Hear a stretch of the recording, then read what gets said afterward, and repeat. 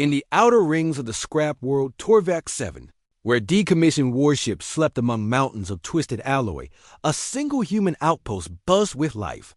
This was Dock 6, manned mostly by a mix of alien scrappers and engineers except for Callan Miles, a human mechanic known for fixing things others wouldn't even touch.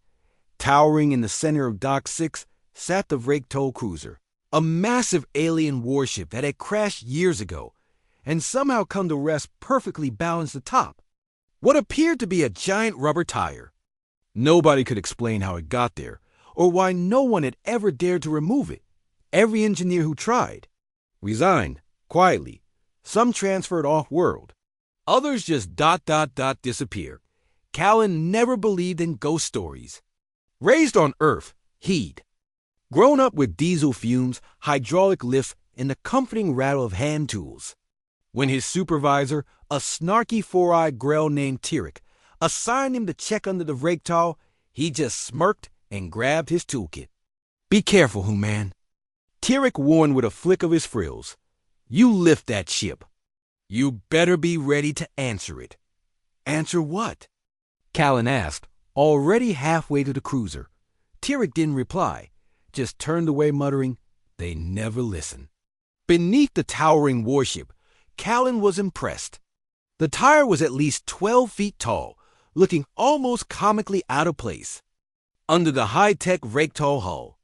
The thing was reinforced with metal cables and embedded crystals, clearly not ordinary rubber. Something about it buzzed faintly in his skull, like a low hum in his thoughts. Callan reached for his scanner. The readings came back odd. The tire emitted no heat, no radiation, and had a density that shouldn't even allow it to support the ship's 3,000-ton weight. That made no sense. Then came the voices, faint at first. Whispers just under the edge of hearing. "Not yet. It watches. The lift is the key." He shook his head. Space fatigue, maybe. Or Dock 6's bad filters. But as he slid the magnetic jack under the tire and powered it on, the ground around him trembled.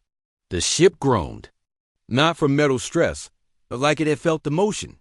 The tire rippled, not shook. Not bent. It rippled.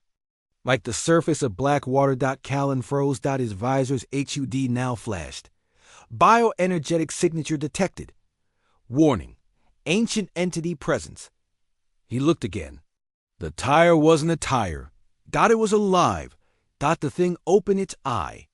A slitted vertical, pupil molten orangey merged from the center of the rubber-like structure. With a blink, time around him seemed to slow. The whispers turned to words. "You have touched the anchor," the voice said, deep as tectonic plates grinding. "And yet you are human."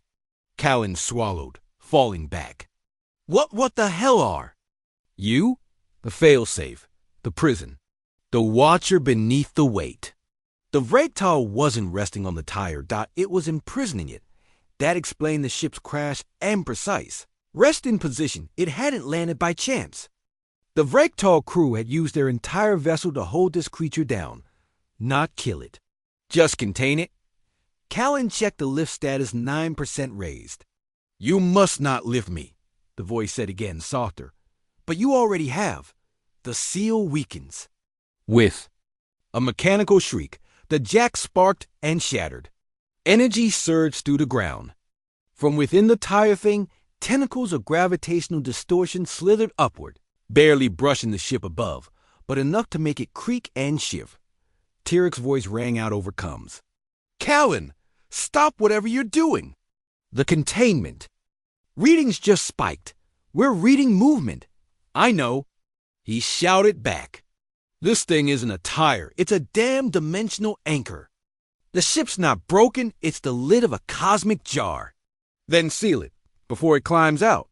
But it was too late. The eye fully opened, and Callan saw something older than stars behind it, an entity that fed not on mass, but on meaning. Wherever it went, civilizations forgot themselves. Wars were never remembered. Cultures vanished as if they'd never been. "I am the Oblivion Coil," it whispered, "and you have loosened the lock."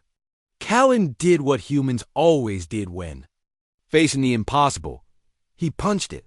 His gauntlet, enhanced with kinetic amplifiers, slammed into the creature's eye with a thunderous crack. It actually recoiled. Eye fluttering shut. It could feel pain. "Dock control," Callan barked. "Drop the containment cables now. Rebind it. We'll crush the ship if we do. Do IT." From above, immense magnetic pylons jolted to life, wrapping around the Vraktal hull with lightning arcs. The cruiser groaned, then slammed downward, pressing the tired creature back into the ground. The entity screamed, not with sound, but with memory erasure. Callan could feel it trying to erase him from himself, his childhood, his mother's voice, the taste of Earth's air. But humans are stubborn. He held on to a single thought: I was here. With a final surge of power, the pylons locked and the creature's eye disappeared. The rubber-like form hardened again into silence. Later, Dock 6 was sealed. The incident was marked electromagnetic contamination. Tyrek offered Callan a transfer to any station he wanted. He declined.